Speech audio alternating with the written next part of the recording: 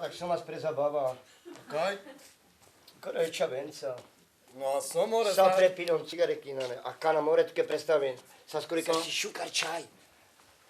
A Kasi ja balengeri, paske prela šukar. na Facebooku z nebo kávka? Nane.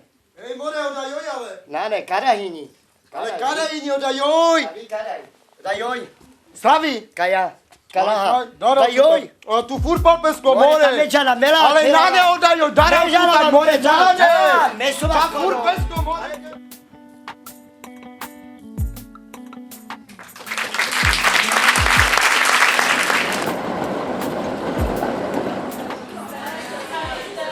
I think about 18 years ago I managed to see or was looking at a piece of theatre of the... I didn't know it was Theatre of the Oppressed, and it was a story around the experiences of a group of homeless people in a day centre that was closing down. And I was watching and I was very impressed with the acting. I thought they were actors, I didn't realise they weren't actors. And by the detail, there was a truth in it that I couldn't understand how they knew, how they had gotten these details in. That was like an authentic voice. And then it came to the fórum, and that's when I was blown away, because I felt this kind of not rage, but this kind of injustice, the way this piece ended. But I kept seeing myself, my situation on the stage, and thinking, yeah, what would I do? What would I do? And actually found myself intervening, and I felt the magic of my arse leaving the chair and getting up onto the stage and trying this idea.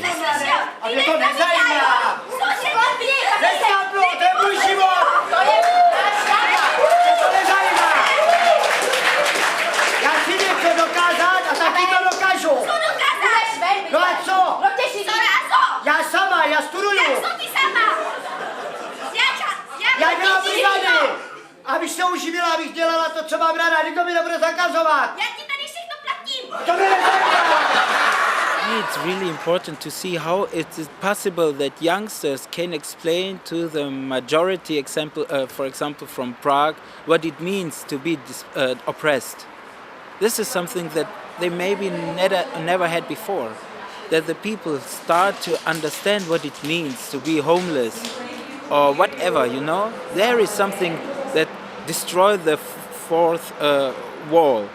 So this is something that's very, very important, not only for the youngsters, also for the whole society.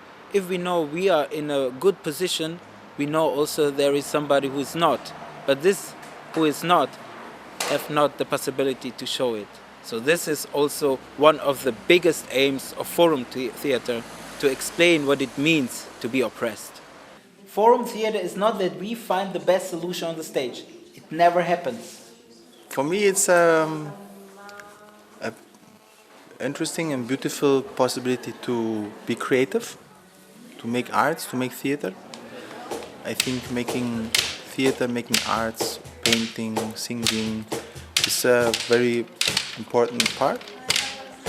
Should be possible for everybody. Everybody who wants to do so should have the opportunity, because it gives your life, it adds your life a moment of productivity, which makes you feel more, I would say even more human, yeah? Like not only following, consuming, obeying, but also producing and creating things.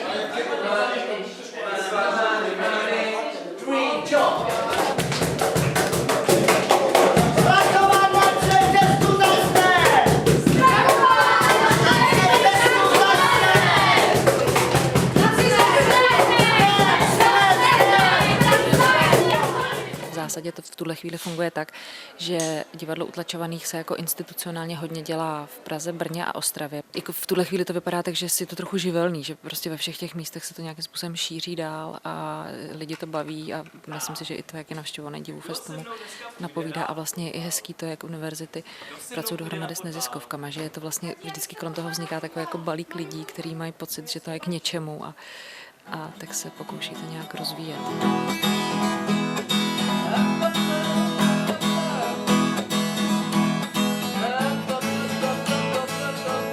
And it was really interesting how people left with that kind of sense of urgency to want to do something, and others were going to write to MPs, and so it goes on. And I think that is the power of the forum or TO to say, no, you have the power, and that theatre is your space. Ale když já potřebuju něco takového svobodného, něco, co mě bude bavit, něco, co mě bude naplňovat, něco, co budu mít rád. Chápeš to?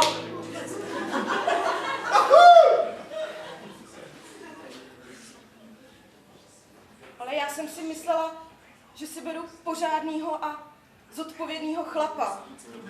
And that actually, it's no surprise that when we're living in societies where our democracy and our freedom has been threatened, it is always the arts that are the first to go.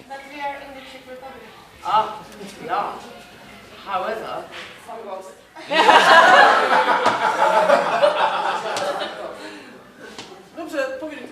Divadlo utlačovaných je metoda práce, ale pro mě osobně je to spíš takový způsob, jak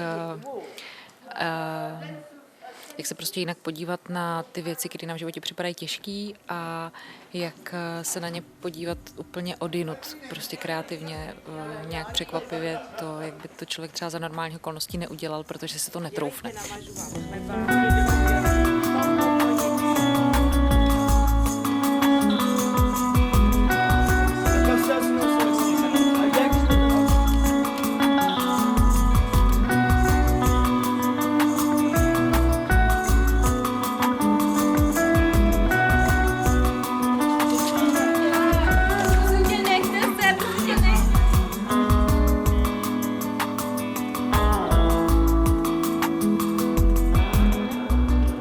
What I saw was what I always see with TO, is that it has this kind of journey we're taking on, a journey of kind of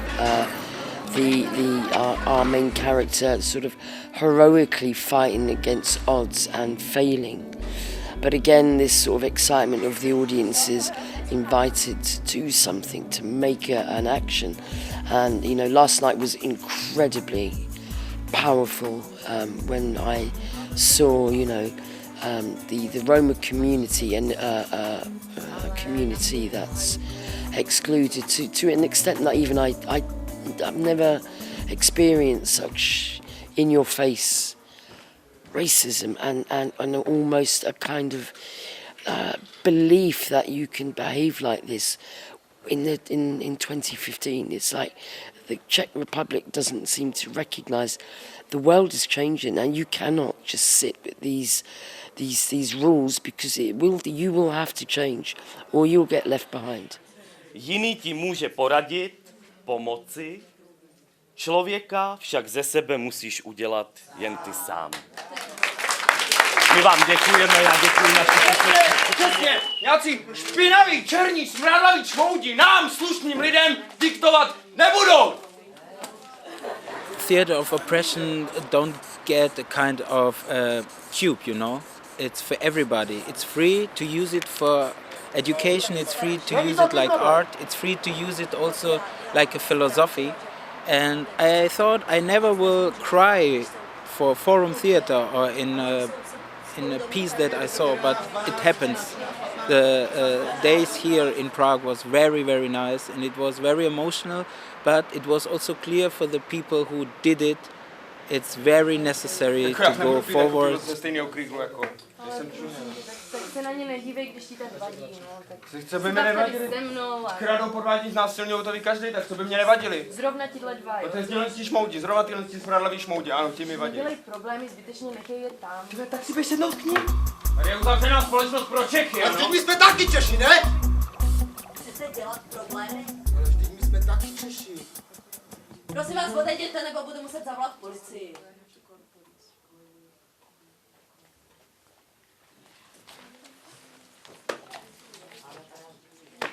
Tak co? Strašný, protože my to zažíváme. To opravdu strašný. Já se chtěl strašně moc všem omluvit.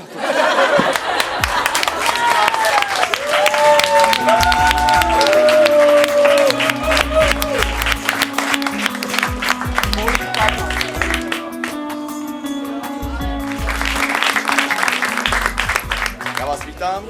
Že já tu scénu můžu zahrát kdykoliv, protože já ji prožila a zažívám. A zažíváme všichni. Tak pojďme ji zažít. Jo. Pojďme ji, musíme to zkusit zlomit. Po roce, Vánoce přicházeli. A já nechci pivo. Ale tak dáš si. Ne, pivo nechci. Jedno si ještě dá. Já chci rum. Dobře, tak ještě. Tak ruma pro moji mladou. Jo.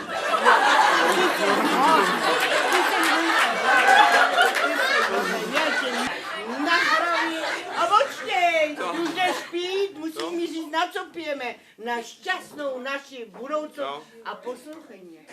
Aby byl na celém světě mír, láska, spokojenost. Hele, sousedé, kamarádi, pojďte k nám poslouchat.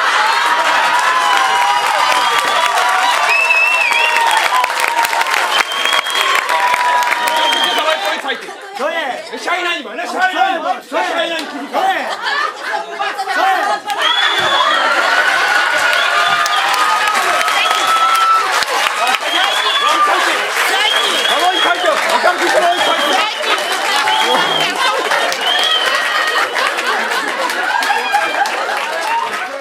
Mám takový, že ta facka byla dopravdy.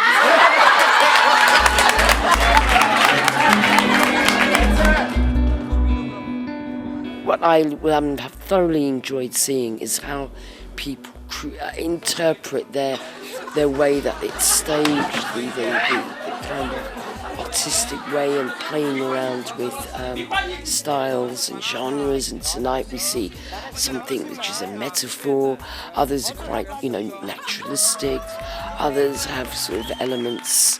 And it's down to the creative team. And again, Augusta Boal was a theatre maker. So there's absolutely, I thoroughly enjoy when I see carefully crafted, beautiful theatre made. Oh, and it's theatre of the oppressed. That's what I'd like to say. Přátelé, kde není umění, tam se nic nezmění. Takže díky vám, díky hercům.